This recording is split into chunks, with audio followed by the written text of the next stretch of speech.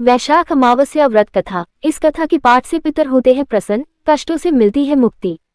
वैशाख अमावस्या व्रत कथा। वैशाख अमावस्या को पितरों की आत्मा की शांति के लिए पिंडदान, तर्पण, धार्मिक कार्यों, स्नान दान आदि के लिए शुभ माना जाता है।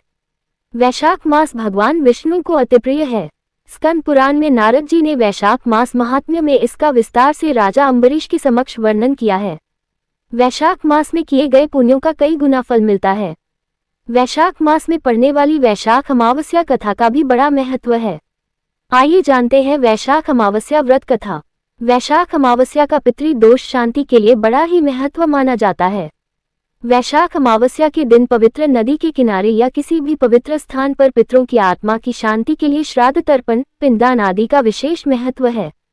वैशाख अमावस्या पर पितरों के लिए दान करने से पितृदोष से मुक्ति मिलती है। इसके साथ ही वैशाख अमावस्या व्रत कथा में भी पितृदोष शांति का वर्णन किया गया है। मान्यता है कि वैशाख अमावस्या के दिन इस व्रत कथा के पाठ से पितर प्रसन्न होते हैं। वैशाख अमावस्या व्रत कथा इस प्रकार है। वैशाख अमावस्या व्रत कथा। बताया जाता है कि बहुत पुरानी बात है।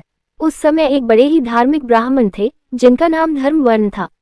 वह अपने नाम के अनुरूप धार्मिक क्रियाकलापों में लगे रहते थे। प्रभु का नाम जपना, व्रत रखना, ऋषि मुनियों का आदर सत्कार करना, उनसे ज्ञान की प्राप्ति करना उनके प्रिय कार्य थे। एक बार एक पुण्यात्मा ने उन्हें बताया कि कलियुग में भगवान विष्णु के नाम जप के बराबर कोई पुण्य कार्य नहीं है।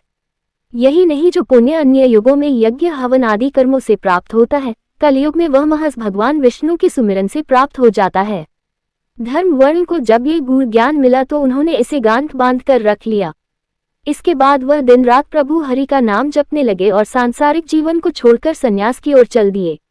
वह इधर उधर भ्रमण करने लगे। जब वह प्रभु नाम जपते जपते पितृलोक में पहुंचे तो कहा जाता है कि उन्होंने देखा कि उनके पितर कष्ट झेल रहे हैं। उन्होंने जब पितरों से उनके दुखों और कष्ट का कारण पूछा तो ब्राह्मण को पता चला कि उनके पितरों की ये दशा उनकी वजह से ही हुई है। इससे ब्राह्मण को बड़ी ग्लानि हुई।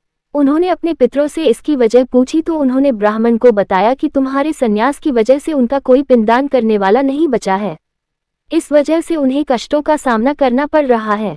पितरों ने ब्राह्मण से कहा कि हमें इस कष्ट से राहत तभी मिल सकेगी जब तुम दोबारा से गृहस्थ जीवन में प्रवेश करोगे, संतान पैदा करोगे और वैशाख अमावस्या की तिथि पर हमारा पूरे विधि विधान के साथ पिंडदान करोगे। इस पर धर्मवर्ण ने अपने पितरों का वचन दिया कि वह उन्हें कष्टों से निकालेंगे और इसके लिए गृहस्थ जीवन की शुरुआत दोबारा करेंगे। इसके बाद धर्मवर्ण ने सन्यासी जीवन को त्याग कर फिर से गृहस्थ जीवन में प्रवेश किया। सभी प्रकार के सांसारिक रीति रिवाजों को अपनाया। उन्होंने पूरे विधि विधान के साथ अमावस्या तिथि पर अपने पूर्वजों के निमित्त पिंडदान किया। ऐसा करके उन्होंने अपने पितरों को मुक्ति दिलाई। इसलिए वैशाख मास में पड़ने वाली वैशाख अमावस्या के दिन पितृ पूजन, पिंडदान आदि का विशेष महत्व है।